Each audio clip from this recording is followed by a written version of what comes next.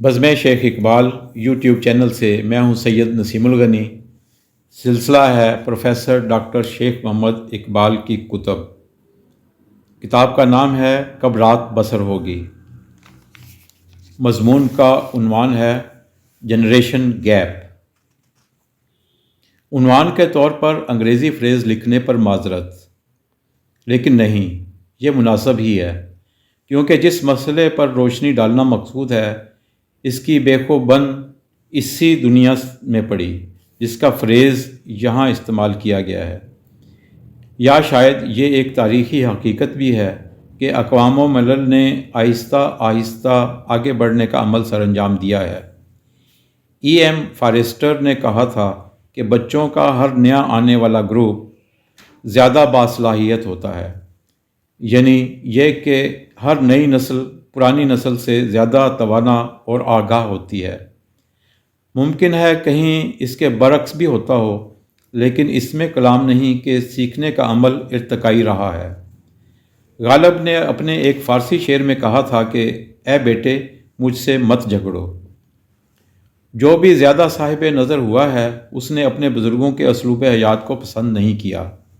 غالب انتہائی ترقی پسند شاعر تھا اور مستقبل کی پرچھائیوں کو حال میں محسوس کر سکتا تھا، اس لیے اس کا کہا ہوا بھی مستند ہی تصور کیا جانا چاہیے۔ حقیقت یہ ہے کہ ایک نسل دوسری نسل سے مختلف تو ہوتی ہے، مگر اس کے ساتھ ساتھ نئی نسل میں پرانی نسل سے زیادہ آگاہی کے امکانات بھی ہوتے ہیں، کیونکہ اسے پرانی نسل کے تجربات کو جاننے کا بھی اضافی فائدہ ہوتا ہے۔ بعض اوقات ہم آہنگی پیدا ہونے کی بجائے تصادم کی صورتحال بھی جنم لے لیتی ہے۔ ایک دور ایسا ضرور تھا کہ جب ارتقاء کا عمل انتہائی سست گام تھا، زراعت عالمی ثقافت تھی اور اولاد اپنے ماں باپ کے پیشے کو اختیار کرنے پر مجبور تھی، اور ان کا اسلوب زندگی اختیار کرنا بھی ان کی مجبوری تھا۔ ممکن ہے کہیں کہیں یہ عمل خوش اسلوبی سے سر انجام دیا جاتا ہو، یا یہ کہ یہ محسوس ہی نہ ہوتا ہو کہ جو کچھ کرنے کو کہا جا رہا ہے اس پر عمل نہ کرنا حق تلفی ہے، بلکہ شاید یہ تو انتہائی سعادت تھی۔ بیٹے کی کیا مجال کہ باپ کے مقابلے میں اچھے کپڑے زیب تن کر لے، یا کوئی ایسا کام کرے جو اسے پسند نہ ہو، بلکہ ایسا بھی ہوتا تھا کہ جو غلط کام باپ کرتا تھا ان کاموں سے بیٹے کو باز رہنا پڑتا تھا۔ خطائے بزرگاں گرفتن خطاست، یا کچھ اس طرح کہہ دیا جاتا تھا کہ اگلے وقتوں کے ہیں یہ لوگ، انہیں کچھ نہ کہو۔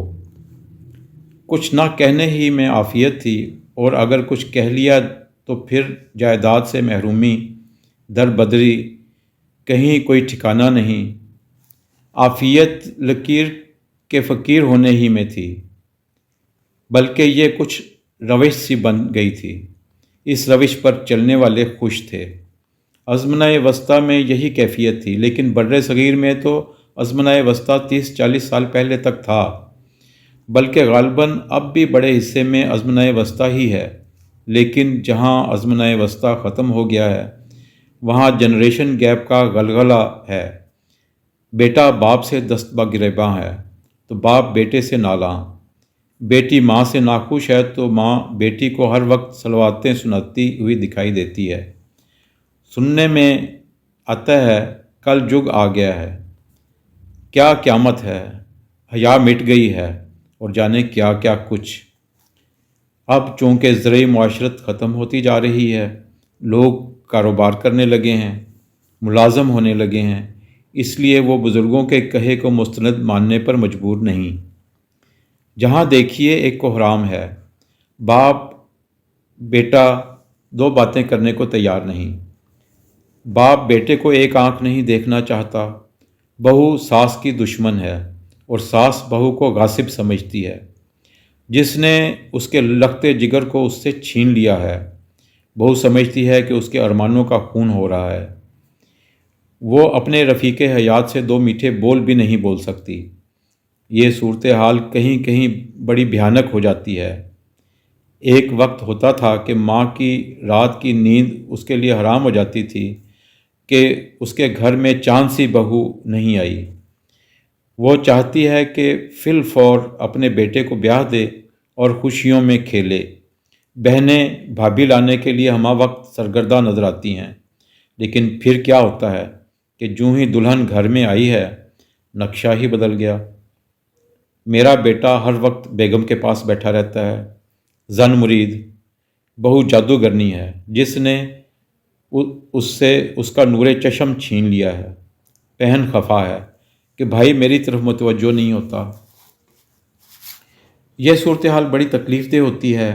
وہ بچی جو اپنے گھر والوں کو خیر بات کہہ کر ایک نیا گھر بسانے آئی ہے، اس کی آنکھوں میں کچھ سپنے ہیں، کچھ آرزوئیں اس کے دل میں مچل رہی ہیں، لیکن سب کا خون ہو جاتا ہے۔ وہ اپنے آپ کو شہر شوہر میں ایک اجنبی سمجھنے لگتی ہے، جس کا کوئی نہیں، شوہر بھی نہیں۔ وہ بھی ماں اور بہنوں کی باتوں میں آ جاتا ہے۔ نوجوان کی کیفیت سب سے زیادہ تکلیف دہ ہوتی ہے۔ اس کی حالت قابل رحم ہوتی ہے۔ وہ ماں کی محبت میں سرخرو ہو یا بیوی کی خواہشات پر پورا اترے۔ ایک طرف ماں چیخو پکار کر رہی ہوتی ہے اور دوسری طرف بیوی سسکیاں لے رہی ہوتی ہے۔ باپ گرج رہا ہوتا ہے، بہن چمک رہی ہوتی ہے، اور پھر ہر طرف چھم چھم چھما چھم آنسوؤں کی برسات۔ نو بیاہتا جوڑے عجیب کشمکش کا شکار ہوتے ہیں۔ میرا اپنا تجربہ کچھ اس سے مختلف نہیں۔ میں بینائی سے محروم تھا۔ والدین کو لگتا تھا کہ شادی بڑی مشکل سے ہوگی، لیکن جب ہو گئی تو قیامت ہوئی۔ پیار کرنے والا باپ کھچا کھچا رہنے لگا، ماں بھی برہم، بہن بھائی شاکی، اور بیوی ہر لمحہ شکایتیں لیے۔ زندگی اجیرن ہو گئی تھی۔ اس کہانی کو دہرانا ایک تلخ ترین تجربہ سے رہا ہے۔ مجھے اس تجربے سے بہت کچھ حاصل ہوا، اور پھر جانے کتنے نو بیاہتا جوڑوں کے آنسو پونچھنے پڑے۔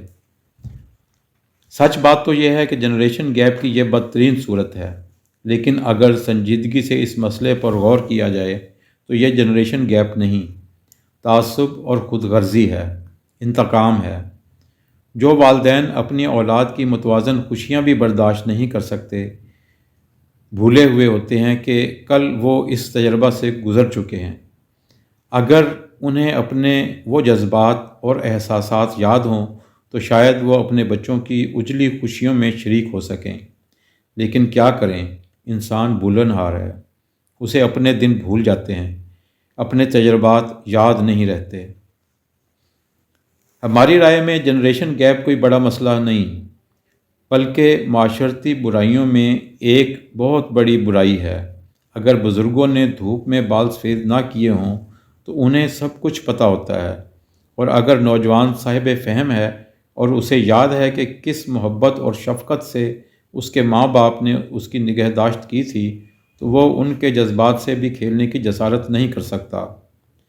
پھر یہ حقیقت کہ بیٹا باپ کی توسیع ہوتا ہے۔ دراصل باپ اپنے بیٹے میں سانس لے رہا ہوتا ہے، اور بیٹے کی سانس اپنے باپ کی سانسوں کی رہینے منت ہوتی ہے۔ یہ ایک ایسی اٹل حقیقت ہے کہ جسے جھٹلایا نہیں جا سکتا، لیکن جانے کیوں جھٹلا دیا جاتا ہے، اور جانے کیوں افہام و تفہیم کے در بند ہو جاتے ہیں۔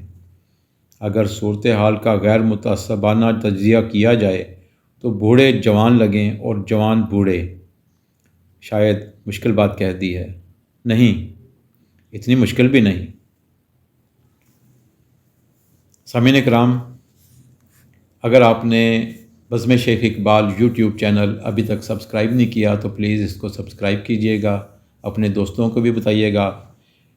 آج کا مضمون آپ کو پسند آیا ہے تو اس کو لائک کیجئے گا اور اپنے دوستوں کے ساتھ شیئر کیجئے گا۔ بہت شکریہ۔